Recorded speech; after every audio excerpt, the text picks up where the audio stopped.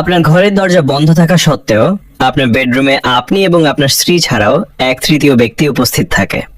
এটি কোনো বিভ্রম বা মনের ভুল নয়, বরং সে এক লুকিয়ে থাকা শত্রু, যে আপনার সাথে ঘরে প্রবেশ করে, আপনার সাথে খাবার টেবিলে বসে এবং আপনাদের পরিবারের সদস্যদের মধ্যে তিক্ততা ও ঝগড়া সৃষ্টি করে, যাকে আমরা শুধু মুড অফ বা রাগ মনে করি।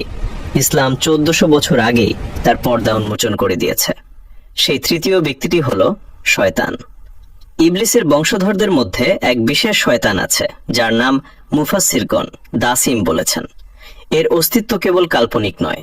সহিহ মুসলিমের হাদিস নম্বর 18-তে আমাদের প্রিয় নবী হযরত মুহাম্মদ সাল্লাল্লাহু আলাইহি ওয়াসাল্লাম ইরশাদ করেন, যখন কোনো ব্যক্তি ঘরে প্রবেশ করে এবং আল্লাহর নাম বিসমিল্লাহ বা সালাম নেয় না, তখন শয়তান তার সঙ্গীদের বলে, তোমাদের আজ রাত কাটানোর জায়গা মিলে গেল। আর যদি খাবার সময়ও বিসমিল্লাহ না বলে, তবে শয়তান বলে, তোমাদের থাকা এবং খাওয়া দুটোরই ব্যবস্থা হয়ে গেল। ইমাম মুজাহিদ এবং আল্লামা ইবনুল জাওজি রহমতুল্লাহ আলাইহি তাদের কিতাবে এটি বর্ণনা করেছেন। এই দাসিমের কাজ হলো আপনার ঈমান ও মনের শান্তি কেড়ে নেওয়া। একটু ঠান্ডা মাথায় ভাবুন, কেন এমন হয় যে বাইরে আমরা বন্ধুদের সাথে ঘন্টার পর ঘন্টা হাসি খুশি কাটাই, কিন্তু ঘরের চৌকাঠ পার হতেই স্ত্রীর কোনো প্রশ্ন বা বাচ্চাদের শব্দে আমরা অগ্নিশর্মা হয়ে যাই। খাবারে লবণ কম হওয়া বা ভেজা তোয়ালে রাখার মতো তুচ্ছ কারণে ডিভোর্স পর্যন্ত কথা পৌঁছে যায়।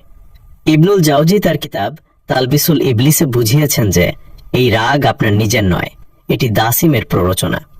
সে জানে স্বামী স্ত্রীর বিচ্ছেদ ঘটাতে পারলে শুধু দুটি হৃদয় নয়, বরং পুরো পরিবার ও আগামী প্রজন্ম ধ্বংস হয়ে যাবে। সে আপনার অহংকার বাড়িয়ে দেয়, যাতে আপনি মনে করেন, আমি কেন মাথা নত করব, এতে তো আমার সম্মান কমে যাবে। এভাবেই সে হাসি খুশি ঘরকে রণক্ষেত্রে পরিণত করে। এই শত্রুকে ঘর থেকে বের করে দেওয়ার খুব সহজ উপায় হলো ঘরে প্রবেশের সময় বিসমিল্লাহ বলা এবং সালাম দেওয়া। হাদিসে এসেছে, আল্লাহর নাম শুনলেই দাসিম নিরাশ হয়ে চিৎকার করে বলে, এখানে আমার থাকার জায়গা নেই, খাবারও নেই, এবং সেখান থেকে পালিয়ে যায়।